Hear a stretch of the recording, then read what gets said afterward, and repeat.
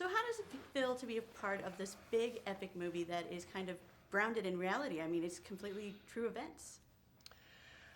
Well, it's a good thing. It's a bonus, you know. I think that we really would have felt compromised if we were trying to give our realistic portrayal in a movie that didn't warrant it. But luckily, when you've got Roland Emmerich as your esteemed director, who's been dying to tell the story for a long time and tell it with such great respect and truth, even in this grand epic fashion, you know, it's a nice bonus because we love to dig into these characters and play them with as much reality as we can. Do you enjoy watching it on screen? I mean, I feel like what Roland did well was put us in the seats. We're in the seats. Here's the thing about doing a Roland Emmerich movie. We shot 3 weeks over here, I think, in Hawaii. I wasn't here for that. Most of the movie shot on a soundstage in Montreal. Yeah. That's a huge soundstage. But I did Day After Tomorrow with him at the same soundstage, and it's supposed to be 80 below, and he's like in shirt sleeves, and invented the whole thing. You don't see anything. He creates that afterwards. Yeah. And he is such a master at it. And these things could be such misery to shoot. And Roland knows how to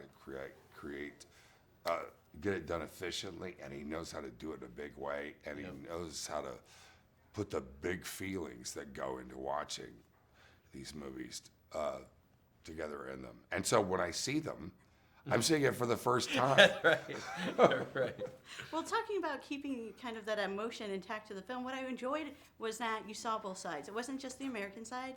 You also saw the Japanese side and a little Chinese as well.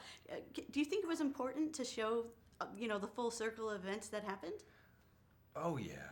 Oh, absolutely. I mean, for me, some of the most emotional moments of the movie are from the Japanese side. There's some beautiful moments of understanding they were kids too. I mean, and that's I think an important reality is to understand the cost of these wars. So you hopefully don't have to do it again. Agreed. Did you guys know much about Midway before going into this? I honestly didn't know anything until watching this film. Oh, good. Yeah, I knew a lot about it. It was, it was really the turning point, I think, for in World War II for the United States. After Pearl Harbor, there was a first victory at sea, first real confrontation with the Japanese, first time that aircraft carriers had ever been used, battled against each other in warfare on this scale. And if the Japanese had won, which it was only because they happened to be refueling, and it was timing and all kinds of luck and skill and everything that went into it.